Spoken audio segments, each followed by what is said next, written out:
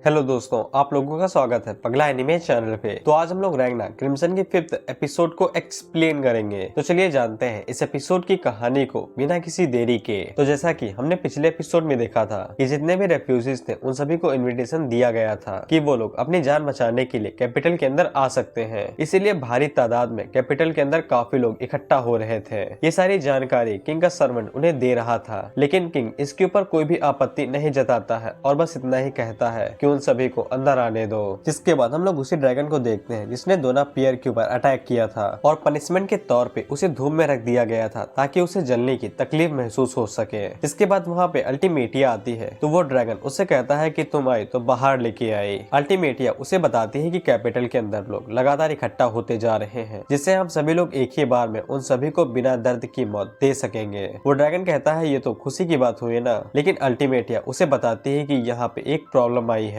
नवी seat की supreme dragon डॉर्निया को हरा दिया गया है और उसको हराने वाली किंगडम की सेकंड प्रिंसेस स्टालिया लेज है। इसीलिए अल्टीमेटिया ने उसके पीछे 5वीं और 6ठी सीट की सुप्रीम ड्रैगन टारा टेक्टरा और जोरा को भेजा है। जिसके बाद अल्टीमेटिया उसको उन ड्रैगन्स के बारे में भी बताती है जिनको अब तक रैग्ना ने मार गिराया है। लेकिन वो ड्रैगन ये सब बातें जान के भी सीरियस नहीं होता है। इसीलिए अल्टीमेटिया उसके ऊपर फायर अटैक करते हुए कहती है कि जरा तो सीरियस हो जाओ। जिसके बाद अल्टीमेटिया उस ड्रैगन का दिल उसे वापस लौटा देती है तो वो ड्रैगन अपनी असली फॉर्म में आ जाता है और हमें पता चलता है कि ये ड्रैगन सेकंड सीट पे बैठता है और इसका नाम है लाइटनिंग क्लॉ वोल्ट कामुई। अल्टीमेटिया उससे कहती है मैंने तुम्हारी सजा को थोड़ी देर के लिए बंद कर दिया है, लेकिन तुम्हारा काम है जो वो खतरा यहाँ पे आ रहा है उसे खत्म करना। लेकिन कामुई अल्टीमेटिया की दाढ़ को पकड़ के उससे कहता है कि अगर मैंने सक्सेसफुली उन्हें मार दिया तो क्या रिवॉर्ड के तौर पे मुझे तुमसे किस मिलेगी। लेकिन अल्टीमेटिया उसके ऊपर पंच मार के कहती है कि जरा सा तो सीरियस हो जाओ। जिसके बाद कामुई वहाँ से बिजली की रफ्तार से चला जाता है और कहता है कि बाद में मिलूंगा। जिसके बाद हम लोग रैगना को देखते हैं जो कि एक सपना देख रहा था। सपने के अंदर सभी ड्रैगन्स ने मिलकर रैगना को हरा दिया था और अब तक रैगना ने अपना सब कुछ गवा दिया था। 7वीं सीट का आर्म ड्रैगन दी बोर्गिस रैगना से कहता है कि शांत रहो हमारी क्वीन की प्रेजेंस के अंदर। जिसके बाद बोर्गिस वहाँ पे उपस्थित जितने भी सुप्रीम ड्रैगन्स थे उनसे कहता है कि हम लोग इसके साथ कैसे निपटेंगे जिसने हमारी क्वीन को चोट पहुंचाने की कोशिश की है। इसलिए तुम सभी लोग अपनी अपनी राय दो, जिसके बाद हम फैसला करेंगे कि इसके साथ क्या करना है। 12वीं सीट का सुप्रीम ड्रैगन चेंटियोरस कहता है इसे मार दो, जिंदा रखने की कोई भी वजह नहीं है। 11वीं सीट का सुप्रीम ड्रैगन बारम सोएरा भी यही कहता है कि इसे मार दो। 10वीं सीट का सुप्रीम ड्रैगन ग्रीमवेल्ड यही कहता है कि इसे दूसरे ड्रैगन को खिला दो। 9वीं सीट का सुप्रीम ड्रैगन डॉर्निया कहता है कि मुझे इसके ऊपर एक्सपेरिमेंट करने दो, मैं इसे बागीचे के नए फूल बनाऊंगा। 8वीं सीट का सुप्रीम ड्रैगन टेमरू कहता है कि मैं इसे अनएजुअल और क्रूअल मौत देना चाहता हूँ, क्यों ना हम लोग इसके सर का ढक्कन खोल के इसके दिमाग को खा लेते हैं। 6ठी सीट का सुप्रीम ड्रैगन कहता है मुझे कोई फर्क नहीं पड़ता है, तुम लोग देख लो। इसके बाद 5वीं सीट का सुप्रीम ड्रैगन टेरा टेक्टरा भी यही कहता है कि मुझे कोई फर्क नहीं पड़ता है। 4थी सीट का सुप्रीम ड्रैगन नेबुलिम कहता है कि इसे जितनी हो सके उतनी दर्दनाक मौत दो, इसने हमारी क्वीन के ऊपर हाथ डालने की कोशिश की है। 3री सीट का सुप्रीम ड्रैगन डिसस कहता है कि इसे भी दर्दनाक मौत दो क्योंकि मुझे चीखे सुनने की आदत अच्छी लगती है। 2री सीट का सुप्रीम ड्रैगन कामुई कुछ भी नहीं कहता है। रैग्ना अपने मन में सोचता है कि मेरे सामने मेरे दुश्मन खड़े हैं, लेकिन मैं एक इंच भी नहीं हिल सकता हूँ। मेरी जगह पे लियो को जिंदा होना चाहिए था, लेकिन मैं जिंदा क्यों हूँ, मैं इतना वीक क्यों हूँ। मेरे सामने मेरे दुश्मन है लेकिन मैं कुछ भी नहीं कर सकता हूँ। तभी कामुई रैग्ना से कहता है कि तुम्हें राहत महसूस हो रही है ना, क्योंकि तुम मरना चाहते हो, इसीलिए फैसला हो गया कि हम तुम्हें नहीं मारेंगे, तुम अपनी जिंदगी इसी तरह से ही गुजारोगे, तुम्हारी जिंदगी जीते जी नर्क में बदल जाएगी। जिसके बाद वो अल्टीमेटिया से पूछता है क्या कोई दिक्कत है, तो अल्टीमेटिया उसका सर धड़ से उड़ा देती है और कहती है कि बिल्कुल दिक्कत है ना। जिसके बाद अल्टीमेटिया सभी से कहती है कि वो रैग्ना को अपनी ब्लड लाइन में शामिल करना चाहती है, जिसे सभी लोग हैरान रह जाते हैं क्योंकि रैग्ना को ब्लड लाइन में शामिल करने का मतलब है कि रैग्ना भी अब एक सुप्रीम ड्रैगन में बदला जाएगा। अल्टीमेटिया रैग्ना से कहती है कि मैंने इस कंट्री के आखिरी इंसान तक को मिटा दिया, लेकिन तुम सरवाइव कर गए और तुम हर बार सरवाइव कर जाते हो। इसका मतलब है कि तुम्हें जीने की वरदान मिला है, इसका मतलब है कि ये गॉड की ही इच्छा है कि तुम्हें जीना चाहिए। लेकिन रैग्ना अल्टीमेटिया की बातों को समझ नहीं पाता है, तो 6ठी सीट की जोरा रैग्ना को बताती है इसका मतलब है कि तुम्हें ड्रैगन में बदल दिया जाएगा। तभी ग्रेवेल्ड रैग्ना को बताता है कि हम लोग भी इंसान हुआ करते थे, लेकिन जब हमारी मोनार्च ने हमें अपना खून दिया तब हम लोग एक ड्रैगन में बदल गए। लेकिन रैग्ना उन लोगों से कहता है कि तुम लोगों ने लियो को मारा, ना ही सिर्फ लियो को बल्कि इतने सारे लोगों को कि मैं सोच भी नहीं सकता हूँ। मैं उन लोगों को तुमसे बचाना चाहता था और तुम लोग चाहते हो कि मैं तुम जैसा बन बन जाओ, मुझे सिर्फ एक चीज चाहिए और वो है तुम्हारी मौत। जोरा पीछे से कहती थी, मैं भी पहले ऐसा ही सोचा करती थी। अल्टीमेटिया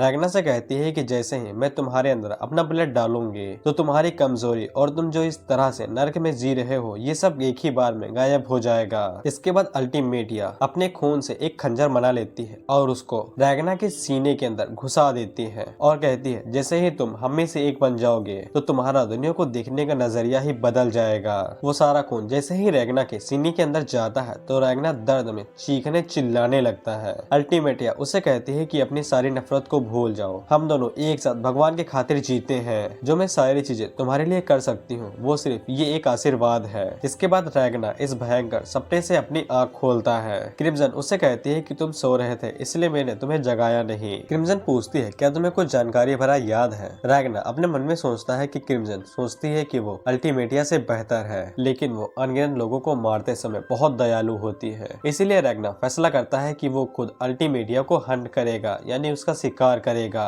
क्रिम्सन भी अपने मन में यही सोचती है कि अगर रैग्ना अपनी पूरी ताकत को इस्तेमाल करता है तो पता नहीं उसकी बॉडी के ऊपर क्या असर पड़ेगा। इसीलिए क्रिम्सन ने फैसला किया था कि वो 3-4 सालों बाद रैग्ना को अल्टीमेटिया से लड़ने देगी। लेकिन जो गड़बड़ी ये लोग अभी कर रहे हैं इसकी भनक उन लोगों को जरूर लग जाएगी। इसीलिए उन लोगों ने अपने सबसे ताकतवर फाइटर कामुई को कैपिटल से बाहर भेज दिया होगा। इसीलिए क्रिम्सन फैसला करती है कि वो इस बार अल्टीमेटिया के ऊपर घात लगा के हमला करेगी और रैग्ना को उसे लड़ने देगी। अगर रैग्ना जीत जाता है तो फिर ठीक है, लेकिन अगर रैग्ना हारता है तो क्रिम्सन उसी टाइम पे रैग्ना को बचा लेगी, क्योंकि रैग्ना क्रिम्सन के लिए एक ऐसा हथियार है जिसको क्रिम्सन चाहते हुए भी बदल नहीं सकती है। इधर हम लोग अल्टीमेटिया को देखते हैं जो अपने सामने एक छोटी बच्ची को इमेजिन करती है और उससे कहती है क्या तुम इस कंट्री में सच में सब कुछ डिस्ट्रॉय करने वाली हो। लेकिन वो बच्ची आगे से कोई भी जवाब नहीं देती है। तो अल्टीमेटिया अपने मन में सोचती है कि अगर गॉड की इच्छा है कि ये कंट्री नहीं होनी चाहिए तो ये जरूर होगा, क्योंकि हर चीज गॉड के मन में असलियत में नहीं हो सकती है। हम लोग गॉड के हिस्से हैं और हमारे ब्लड लाइन किसी वजह से ही मौजूद है। जिसके बाद वो तीनों सक्सेसफुली कैपिटल के अंदर आ जाते हैं। क्रिम्सन उन लोगों से कहती है कि अभी हम लोग बिजनेस डिस्ट्रिक्ट के अंदर है और हम लोगों को ओल्ड डिस्ट्रिक्ट के अंदर जाना है। फिर क्रिम्सन उन लोगों से कहती है कि तुम लोग मुझे यहाँ पे वेरोनिका बुलाओगे। लेकिन स्लाइम और क्रिम्सन जब रैग्ना की तरफ देखते हैं तब रैग्ना उल्टी कर रहा था। रैग्ना उन दोनों को बताता है कि जहाँ पे भी ज्यादा भीड़ होती है तो रैग्ना को बीमारी होने लगती है। क्रिम्सन पूछती है तुम रोना बेरा में रहते थे, वहाँ पे भी तो भीड़ थी, तब तुम्हें ऐसा क्यों नहीं हुआ। रैग्ना अपने मन में सोचता है कि तब मेरे साथ लियो हुआ करती थी। क्रिम्सन रैग्ना के मन को पढ़ लेती है और उससे कहती है कि तुम तो गंदे हो। लेकिन क्रिम्सन रैग्ना से पूछती है क्या तुम सच में उसका शिकार कर भी पाओगे। रैग्ना आगे से कहता है कि कोई फर्क नहीं पड़ता है कि मैं कैसा महसूस करता हूँ, भले ही चाहे मेरे सारे अंग कट क्यों ही न जाए, लेकिन मैं तब भी उसका शिकार करूंगा। क्रिम्सन उससे कहती है चलो ठीक है फिर। जिसके बाद क्रिम्सन रैग्ना को एक जगह पे बिठा देती है और उससे कहती है कि तुम यहाँ से किसी भी जगह पे मत जाना और कोई भी फालतू की मुसीबत अपने सर पे मत लेना। क्रिम्सन स्लाइम से कहती है कि तुम इसके ऊपर नजर रखना, ये कोई गड़बड़ ना करे। जिसके बाद क्रिम्सन किसी काम से बाहर चली जाती है। क्रिम्सन अपने मन के अंदर सोचती है कैपिटल के अंदर कई सारे लोग इकट्ठा हो रहे हैं, लेकिन इसके बावजूद रहने में कोई दिक्कत नहीं हो रही है। इसका जवाब साफ है, क्योंकि वो लोग लगातार नंबर्स को कम करते जा रहे हैं। जिसके बाद हम लोग नेबुलिम और बोर्गिस को देखते हैं। जब बोर्गिस नेबुलिम से पूछता है कि मोनार्च कहाँ पे गई हैं, तब नेबुलिम आगे से बताता है कि वो सिटी के अंदर गई है किसी काम से। जिससे बोर्गिस नेबुलिम के ऊपर गुस्सा होकर कहता है कि अगर हमारी कोई मस्ती मजाक करती है तो हमारा काम है कि हम उन्हें रोकें। जिससे नेबुलिम काफी घबरा जाता है और वो डरने लगता है और नेबुलिम आगे से रोते हुए माफी मांगने लगता है। तो बोर्गिस उससे कहता है कि माफी बाद में मांगना। जिसके बाद हम लोग अल्टीमेटिया को देखते हैं जो कि सिटी के अंदर टहल रही थी। तभी उसकी मुलाकात एक रोते हुए बच्चे से हो जाती है। जिसके बाद हम लोग मिलिट्री लेफ्टिनेंट को देखते हैं। जिसके बाद वहाँ पे क्रिम्सन आती है जो कि उससे कहती है क्या मैं भी तुम्हारे साथ थोड़े मजे कर सकती हूँ। जिसके अगले सीन में हम लोग देखते हैं कि क्रिम्सन उस लेफ्टिनेंट को अपने लातों से कुचल रही थी और उससे कहती है कि मैंने तुमसे कहा था कि मिलिट्री के जितने भी बड़े ऑफिसर्स हैं उन सभी को इकट्ठा करो, लेकिन तुम यहाँ पे बैठ के लड़कियों के साथ मजे कर रहे हो। लेफ्टिनेंट आगे से कहता है कि मैंने अपने काम को बखूबी पूरा किया है। जिसके बाद क्रिम्सन किसी से कहती है कि मेरा तुम बाहर आ सकती हो। जिसके बाद हमें पता चलता है कि मेरा एक वाइल्ड बीस्ट है, यानी कि वो इंसान और बीस्ट दोनों में बदल सकती है। और वो क्रिम्सन से कहती है कि मैं हमेशा आपकी साइड पे रहूंगी और आपकी तरफ से ही लड़ाई करूंगी। क्रिम्सन उन दोनों से कहती है कि मैं रैग्ना को अल्टीमेटिया से भिड़वाने वाली हूँ, इसीलिए तुम लोग कोऑपरेट करो ताकि हम लोग मिलके विंग्ड मोनार्च को मार सके, यानी कि अल्टीमेटिया को। जिसके बाद हम लोग कैपिटल के अंदर देखते हैं तो बहुत से लोगों को इकट्ठा किया गया था। जिसके इसके बाद जब सामने से पर्दा हटाया जाता है तब कई सारे ड्रैगन्स को मार दिया गया था और मिलिट्री वाले उन लोगों से कहते हैं कि हमारे ऊपर अचानक से ड्रैगन्स ने कई गुना ज्यादा रफ्तार से हमला करना शुरू कर दिया है। इसीलिए हम लोगों ने एक स्कीम निकाली है कि जो भी लोग मिलिट्री के साथ शामिल होके ड्रैगन्स का शिकार करना चाहते हैं वो कर सकते हैं, नहीं तो इससे हमारे प्यारे दोस्त और हमारा परिवार कुछ ही घंटों में ही मारा जाएगा। जिसके बाद उन सभी ड्रैगन्स को उन लोगों की आंखों के सामने जला दिया जाता है, जिससे सभी लोगों के अंदर खुशी की बाढ़ फैल जाती है। लेकिन रैग्ना जानता था कि ये बस एक ट्रैप है और कुछ भी नहीं। लेकिन जब रैग्ना वापस जा रहा था तब वो गलती से अल्टीमेटिया से टकरा जाता है और क्रिम्सन ने रैग्ना को साफ कहा था कि अगर वो किसी भी तरह अल्टीमेटिया से टकरा जाता है तो उसे किसी भी कीमत पे उस टाइम पे फाइट नहीं करनी है। और इसीलिए रैग्ना बड़ी मुश्किल से ही खुद को रोक ही पा रहा था। लेकिन अल्टीमेटिया खुद ही रैग्ना के पास आ जाती है और उससे पूछती है तुम्हें क्या हुआ, तुम्हारा चेहरा पीला पड़ गया है, क्या तुम्हें कुछ हो गया है। और इसी सस्पेंस के साथ ये एपिसोड यहीं पे खत्म होता है।